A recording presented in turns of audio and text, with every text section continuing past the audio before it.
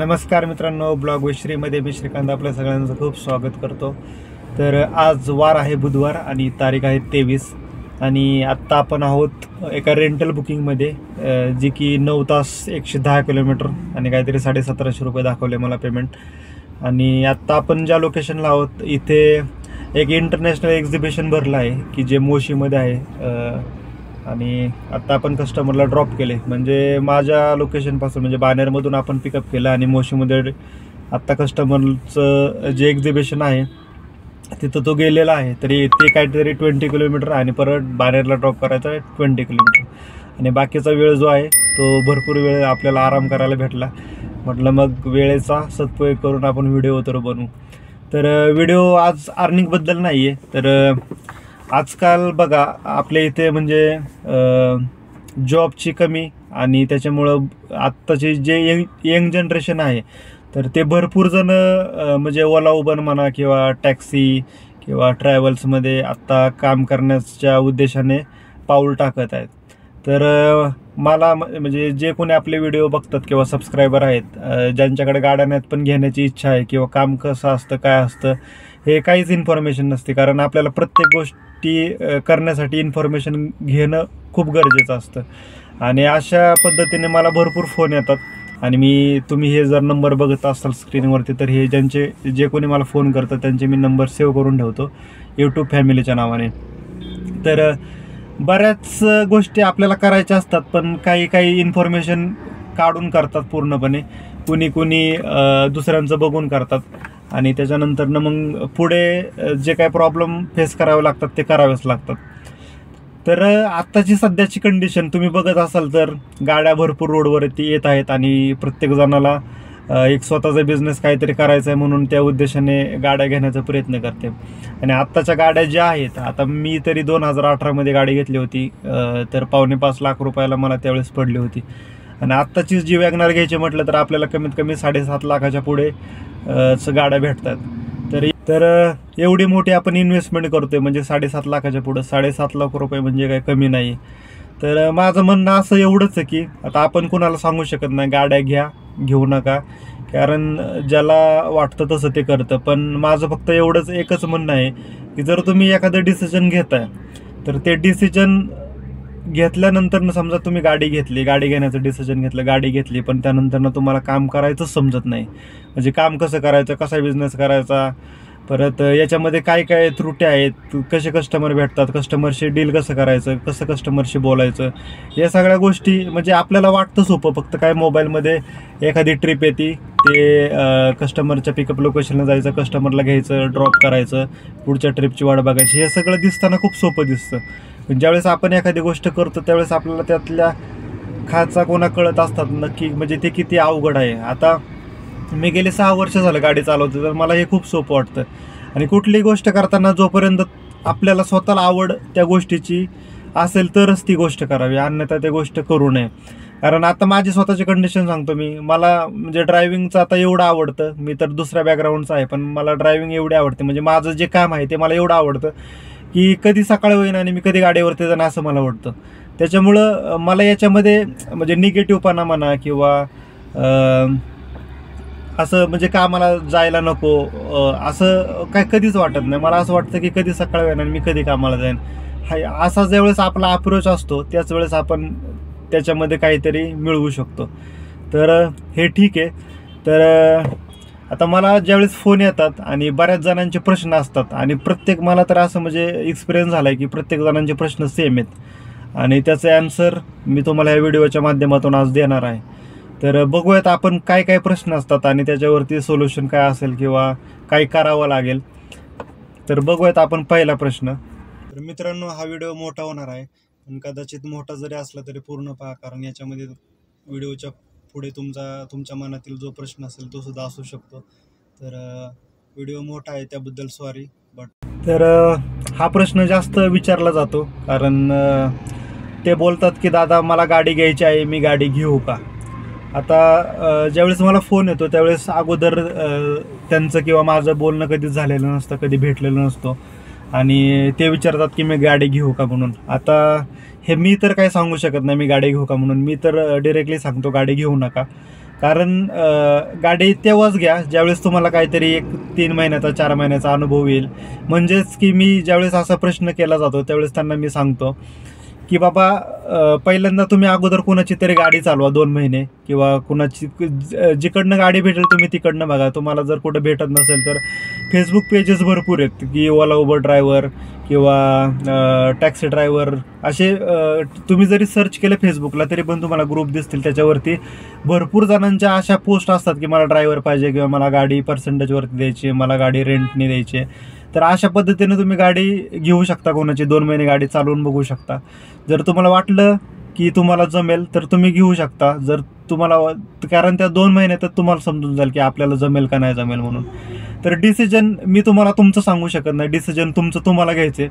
बरं डिसिजन घेतल्यानंतर पण परत ते तुम्हाला आता डिसिजन तर तुम्ही घेतले सगळे कारण आपण एखादी गोष्ट करताना आपल्या घरातले सुद्धा म्हणतात की करू नको म्हणून, आणि पण त्यांच्या विरोधात जाऊन आपण केल्यानंतर तुम्ही जर परत 2-3 महिन्यांनी बोलाल की मला हे जमत नाही, मला नाही करायचं आहे म्हणून, मग त्यावेळेस सिच्युएशन जी असते ना त्या सिच्युएशनमधनं तुम्ही कधीच बाहेर येऊ शकत नाही.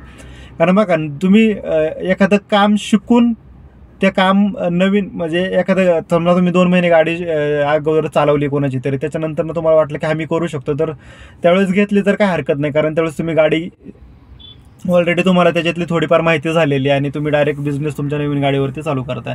पण जर तुम्ही नवीन गाड्या घेताय आणि त्याच्यानंतरनं म्हणजे कसली इन्फॉर्मेशन काढली नाही, तुम्ही फक्त ह्याचं त्याचं बघून गाडी घेते आणि त्याच्यानंतरनं तुम्हाला ते पुढचं काहीच जमत नाही, म्हणजे बिझनेस होत नाही. आत्ताची कंडिशन अशी आहे मित्रांनो की 2023च्या गाड्या ऑलरेडी डीलरकडे विकायला आलेल्या आहेत सेकंडमध्ये. ओरा झाली, नवीन स्विफ्ट डिझायर VXi, ZXi, परत वॅगनर झाली. या गाड्या विकायला आहेत. का विकायला आहेत? कारण ह्यांनी अगोदर इन्फॉर्मेशनच काढली नाही की बाबा किती धंदा होतो, काय होतो, कसं काम करावं लागतं. बरं ते ठीक आहे, धंदा तुम्ही 15 तास पण कराल, पण नंतरनं रेट पण तर आपले तसेच आहेत. तुम्ही आता माझा कालचा व्हिडिओ पाहिला असेल, त्या व्हिडिओमध्ये बघितलं असेल मी जवळजवळ 200 किलोमीटर गाडी चालवली आणि फक्त 2300 रुपये अर्निंग झालं. टोटल जर आपण बघितलं ऑन अन ॲव्हरेज तर 11.5 रुपयांनी मला पर किलोमीटरनी तो रेट पडला. बरं ठीक आहे, आता माझी गाडी नील आहे, मला दुसरं काय म्हणजे EMI नाही वगैरे वगैरे काहीच नाही मला करायचं. मला काय फक्त CNG भरून गाडी मेंटेन करून जे काय माझं आता अर्निंग होतं ते माझं प्रॉफिट आहे, ते माझ्यासाठी ठीक आहे. पण ज्यांचा कोणाचा EMI वगैरे आहे त्यांच्यासाठी आता EMI निघणं सुद्धा मुश्किल आहे. आणि जर तुम्हाला खोटं वाटत असेल तर नवीन गाड्या ज्यांनी घेतल्यात त्यांना तुम्ही विचारा. तर आणि त्याच नंतरनं तुम्ही तुमचं डिसिजन घ्या. कारण मला विचारून मी सांगू शकत नाही तुम्ही गाडी घ्या म्हणून.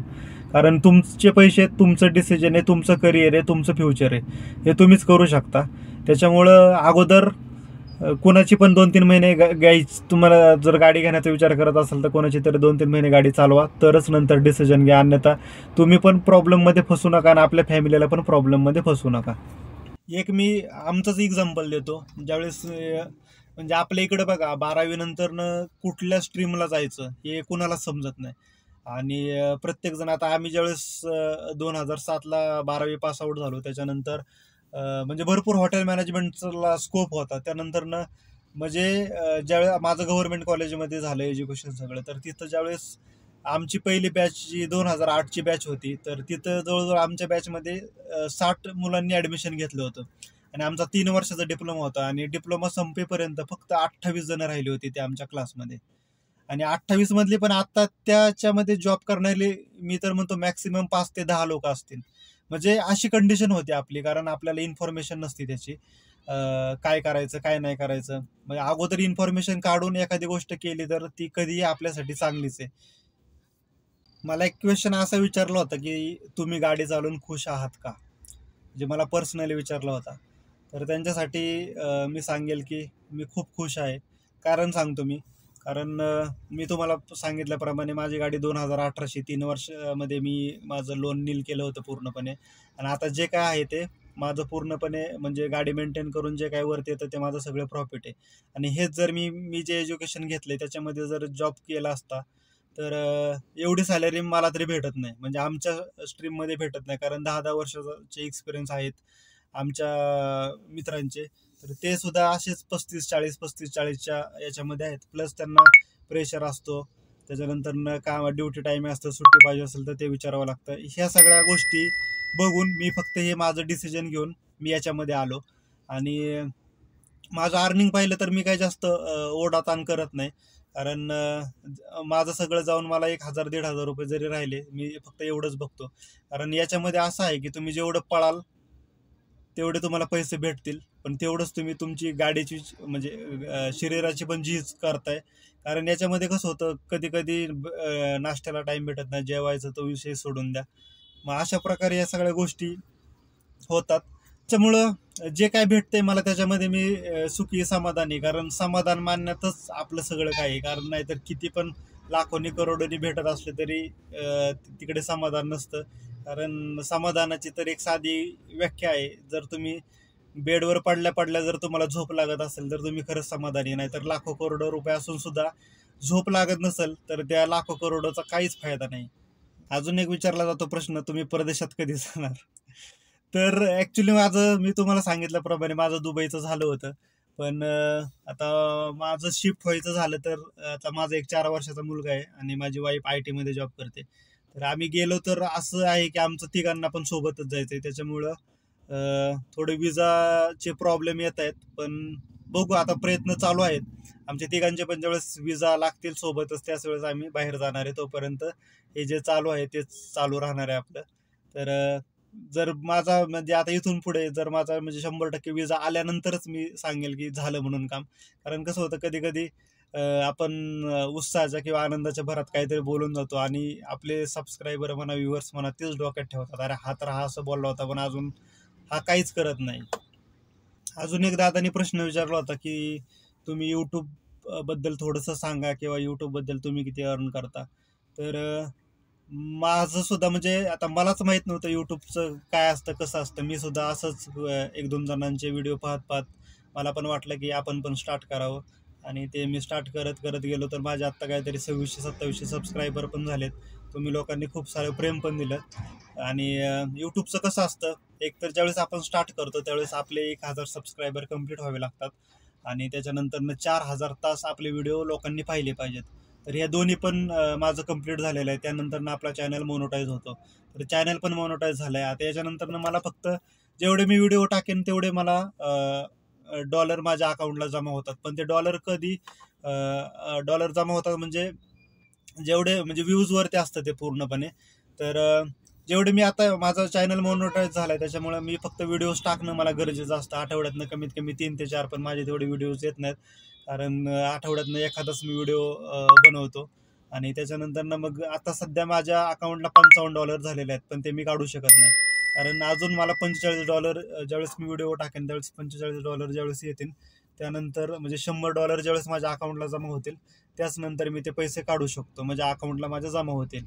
तर अशा पद्धतीने हे आहे. म्हणजे हे पण लगेच म्हणजे असं पण नाही की यूट्यूबचे व्हिडिओ बनवतो म्हणून लगेच पैसे भेटतात. याच्यासाठी पण खूप कष्ट, खूप मेहनत घ्यावी लागते.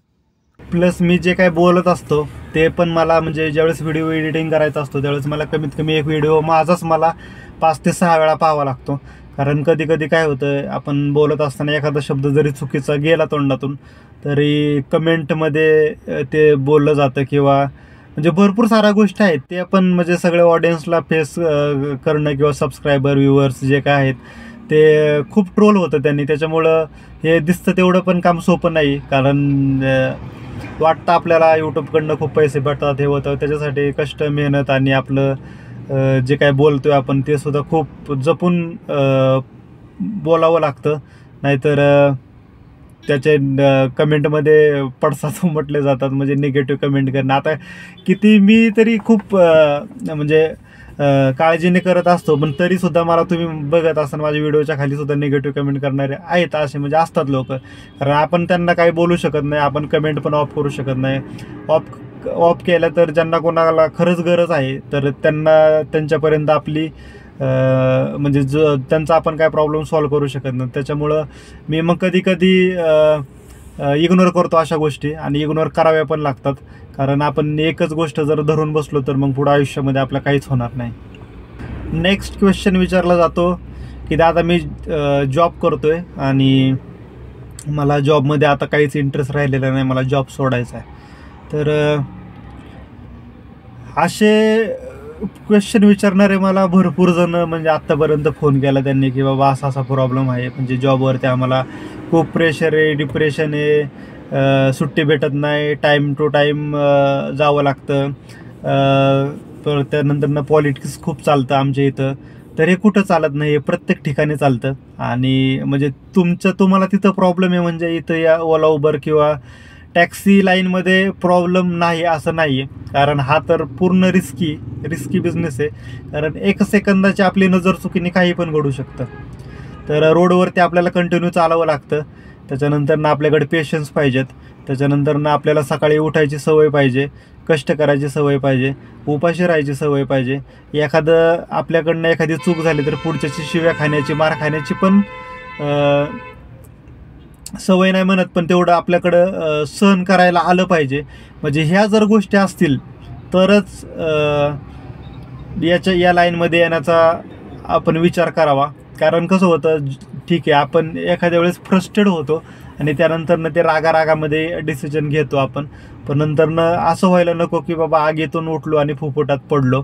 तर त्याच्यासाठी म्हणजे कसं होतं, आता अजून एक आपले सबस्क्रायबर होते, आता माझ्याकडं त्यांचं नाव लक्षात नाही, ते जर ह्याच्यामध्ये सिव्हिलमध्ये सेल्समध्ये काम करत होते. त्यांनी त्यांनी ॲक्च्युली त्यांचं रिलेशन त्यांच्या जॉबच्या ठिकाणी व्यवस्थित ठेवलं होतं, मेंटेन ठेवलं होतं, त्याच्यामुळे त्यांना त्याचा फायदा झाला. त्यांनी मला 4-5 वेळा कॉल केला होता. तर त्यांनी म्हणजे जॉब सोडून त्यांनी गाडी घेतली होती आणि त्याच्यानंतरनं ते मेहनत पण खूप करत होते, सकाळी उठून जाणं, बाकीच्या गोष्टी भरपूर वेळ देणं. पण नंतरनं त्यांनी ते रेट बघितले आपल्या गाड्यांच्या आत्ताचे आणि त्याच्यानंतरनं त्यांचा बिझनेस काय होत नव्हता, EMI वगैरे. तर त्यांच्याच्याने ते झालं नाही. त्यांचं पहिल्या जॉबच्या ठिकाणी रिलेशन चांगलं असल्यामुळं परत त्यांनी त्यांच्या मॅनेजरला फोन केला आणि त्यांनी परत त्यांचा जॉब जॉईन केला. तर म्हणजे असे सुद्धा एक्झाम्पल आहेत.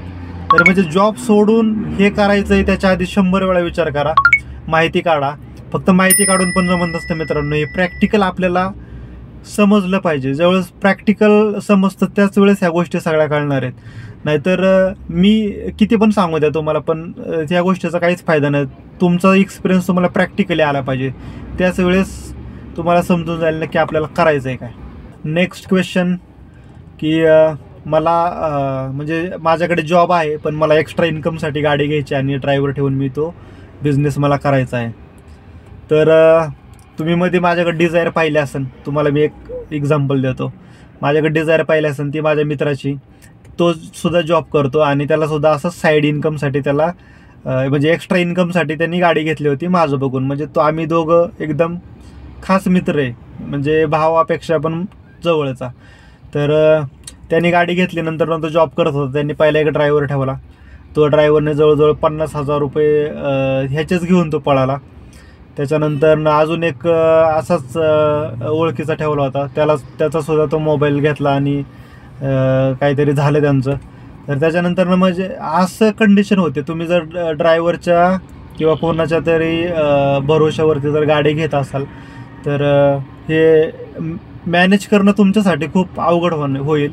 कारण कसं होतं, ठीक आहे एखादा इमानदारीने करतो, पण आयुष्यभर तो तुमच्यासाठीच इमानदारीने करेल असं पण नाही. कारण पुढे मागे जाऊन ते सुद्धा नवीन गाडी घेऊ शकतात किंवा दुसरं काहीतरी त्यांना प्रॉब्लेम येऊ शकतो. बरं तो ड्रायव्हर गेला तर मग दुसरा ड्रायव्हर तुम्हाला बघणं किंवा तुमच्याकडे 3-4 ड्रायव्हर असणं खूप गरजेचं आहे. कारण एकाच्या भरोशावर जर असाल तर तुमची गाडी 100% पार्किंगला लावावी लागेल.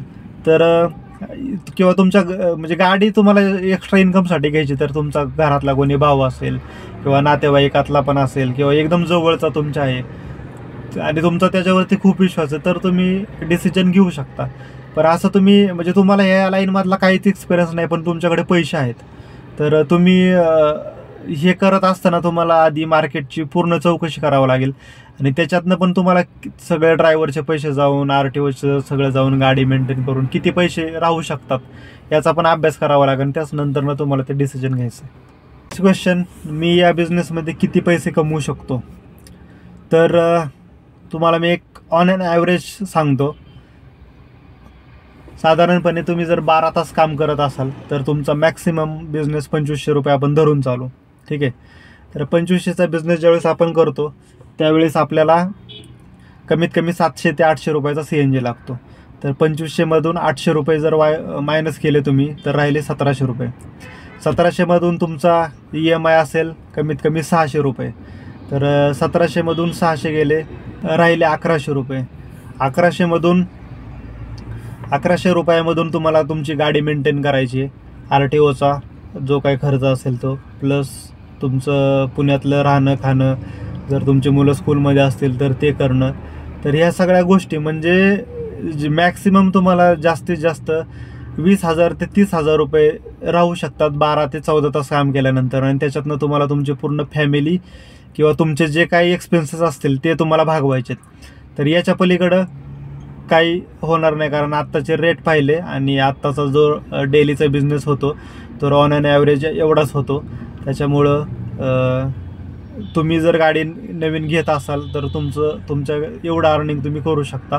हे माझ्या प्रॅक्टिकल किंवा माझ्या एक्सपिरियन्सने मी तुम्हाला सांगतोय. तुम्ही याच्यापेक्षा जास्त पण करू शकता जर तुमच्याकडे तेवढी ॲबिलिटी असेल तुमची, किंवा तुम्हाला जर आवड जास्त असेल, किंवा कंपन्यांमध्ये तुम्ही जर व्यवस्थित काम केलं तर कंपनी तुम्हाला तेवढा बिझनेस पण देऊ शकते. पण मिनिमम मी तुम्हाला सांगितलं 12 तासामध्ये 2500 रुपये. त्याच्यामध्ये जे तुम्ही जास्त कमवाल ते तुमची मेहनत आहे, तुमचे कष्ट आहे, तुमचा फायदा आहे. आणि याच्यामध्ये पण असं हा बिझनेस आहे त्याच्यामुळे अप अँड डाऊन चालूच असतं. म्हणजे तुम्ही दररोजचे 2500 कमवता असं नाही, तुम्ही कधी कधी 3000 पण कमवू शकता, कधी कधी 1500 पण होऊ शकतं तुमचं अर्निंग. तर ह्या सगळ्या गोष्टी लक्षात ठेवूनच जे काय तुम्हाला करायचं किंवा तुमच्या पात्रता काय, ॲबिलिटी काय, तुम्ही कुठपर्यंत करू शकता, तर याच्यावरती पण भरपूर सारं डिपेंड आहे. तर या सगळ्या गोष्टी एकदा नक्की पहा. नेक्स्ट क्वेश्चन, या बिझनेसमध्ये काय प्रॉब्लेम आहेत? तर प्रॉब्लेम म्हटलं तर हे सगळं आपल्यावरती डिपेंड आहे, कारण हे ड्रायव्हिंगचं क्षेत्र असल्यामुळे तुम्हाला ड्रायव्हिंग येणं खूप गरजेचं आहे, प्रॉपर ड्रायव्हिंग. असं नाही की जुन्या ड्रायव्हरकडून ॲक्सिडेंट वगैरे किंवा काही अपघात होत नाहीत. तर माणूस शेवटी हा चुकतोच.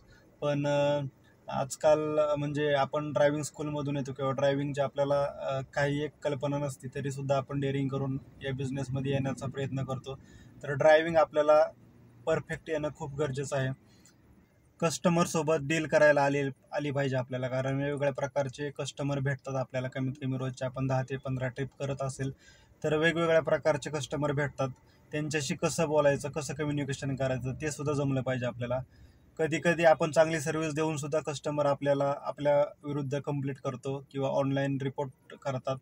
त्याच्या करून आपले कधी कधी ID ब्लॉक करतात किंवा आपला ID ओला उबरच्या होल्डवरती ठेवले जातात. त्यानंतर जी ओला उबरमध्ये गाडी चालवत असताना आपल्याला ड्रायव्हरची सेल्फी मागितली जाते. तुम्ही ज्या नावाने तुम्ही गाडी चालवताय त्याची सेल्फी द्यावी लागते. या कारणामुळे म्हणजे ड्रायव्हर ID एकाचा आणि सेल्फी दुसऱ्याने दिली, याच्यामुळे तरी आपल्या पुण्यातले कितीतरी अकाउंट बंद आहेत, उबरने कायमस्वरूपी बंद केलेले आहेत. तो एक प्रॉब्लेम येतो. म्हणजे जरी आपण ओला उबरच्या भरोश्यावरती गाडी घेतली तरी आपल्याला पुढे पण ते सगळं हँडल करता आलं पाहिजे. असं नाही की तुम्ही गाडी घेतली म्हणजे नाही, उद्या जर आज गाडी घेतली आपण आणि नंतरनं जर काही कारणास्तव उद्या आपले ओला उबरचे ID बंद झाले तर मग त्याला ऑप्शन काय आहे दुसरा? एक तर तुम्हाला कंपनीसोबत काम करावं लागेल दुसऱ्या IT कंपन्यांमध्ये, किंवा रोडवरती चालत असताना आपल्याला सॉरी म्हणण्याची सवय पाहिजे. जरी आपल्याकडनं चुकी झाली असली तरी पुढच्याला सॉरी बोललं तर तो विषय तिथेच क्लोज होतो, कारण पुढचा एक बोलला आपण 2 बोललं तर तो विषय अजून वाढला जातो. त्याच्यामुळं जे पेशन्स असतात आपल्याकडे किंवा सहनशीलता असते किंवा जो तुमचा राग आहे त्याच्यावरती कंट्रोल असणं गाडी चालवताना खूप गरजेचं आहे. नाहीतर तुम्हाला प्रॉब्लेम फेस करावे लागू शकतात. आपली दररोजची कमीत कमी 12 ते 14 तास गाडी चालवण्याची तयारी असली पाहिजे.